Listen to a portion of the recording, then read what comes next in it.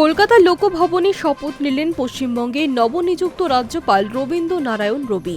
তাকে শপথ বাক্য পাঠ করালেন কলকাতা হাইকোর্টের প্রধান বিচারপতি সুজয় পাল। मैं रविंद्र नारायण रवि ईश्वर की शपथ लेता हूं कि मैं श्रद्धापूर्वक पश्चिम बंगाल के राज्यपाल के पद का कार्यपालन करूंगा और अपनी पूरी योग्यता से संविधान और विधि का परिरक्षण, संरक्षण और प्रतिरक्षण करूंगा।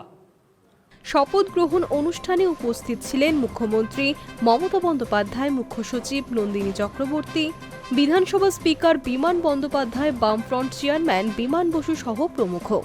নির্ধারিত সময় মেনে সকাল 11:30টায় শপথ গ্রহণ শুরু হয়।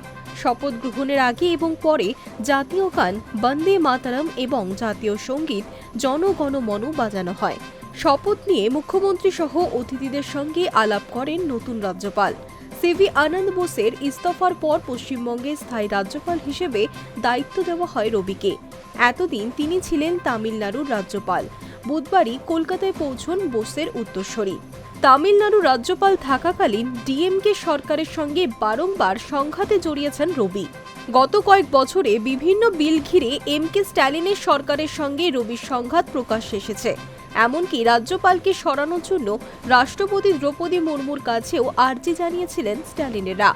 এবার আনন্দ বোসের উত্তরসূরি হিসেবে সেই রবিকেই পশ্চিমবঙ্গের লোকভবনের দায়িত্ব দেওয়া হয়েছে।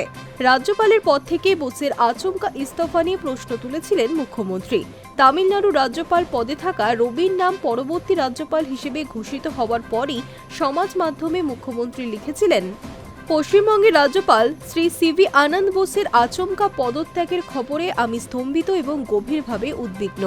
এরপর তিনি লেখেন, এই মুহূর্তে তার পদত্যাগের কারণ আমার জানা নেই, তবে বর্তমান পরিস্থিতি বিবেচনা করে রাজ্যে আসন্ন বিধানসভা নির্বাচনের প্রাক্কালে কিছু রাজনৈতিক স্বার্থ রক্ষার জন্যই রাজ্যপাল যদি কেন্দ্রীয় স্বরাষ্ট্রমন্ত্রীর চাপের মুখে পড়েন তবে আমি অবাক হব না। Hi news network.